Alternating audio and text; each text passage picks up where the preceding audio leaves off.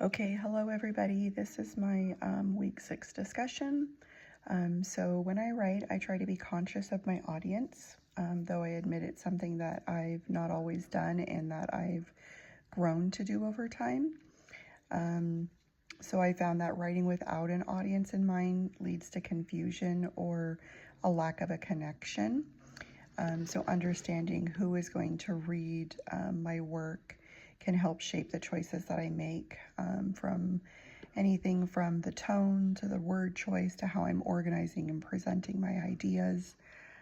So for example, when I write for a formal setting, I will consciously adopt a more polished and structured style. I avoid slang or casual expressions, and I try to put more focus on clear, logical progression so the reader can follow my arguments and my points more easily. I also consider the background knowledge of my audience.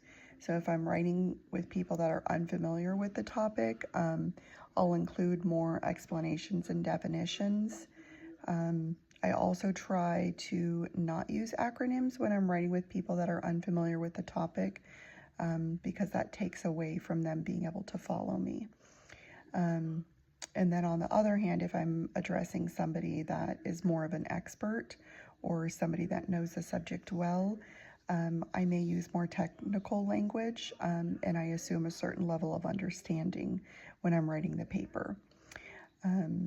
So when I write informally, like an email to a friend, or a reflection piece, I'm less concerned about the structure and the formal tone, and I tend to write more like how I speak, which makes the writing feel more personable and relatable, but it might not be appropriate for all audiences because of that. So one challenge that I face is balancing the authenticity with clarity. Sometimes writing naturally, as if I'm speaking, can make my work feel genuine, but it can also lead to unclear and disorganized sentences because sometimes my mind tends to jump around. And so when I write like that, my mind also does that. So that's when, if I stay focused on my audience, then it helps me to prioritize my clarity and my flow, of my casualness, especially if the purpose is to inform somebody or to persuade somebody with something. Another aspect of audience awareness is anticipating their reactions. So I try to consider what my readers might already believe, what questions they might have, what objections or concerns they're going to bring up.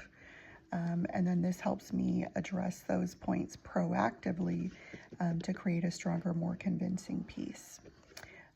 So in summary, while I may not always consciously plan for my audience from the very first sentence, I will revise and refine my writing still.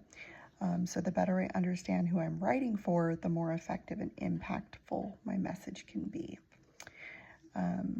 So writing is a form of communication. I've learned that many times over this, past few weeks.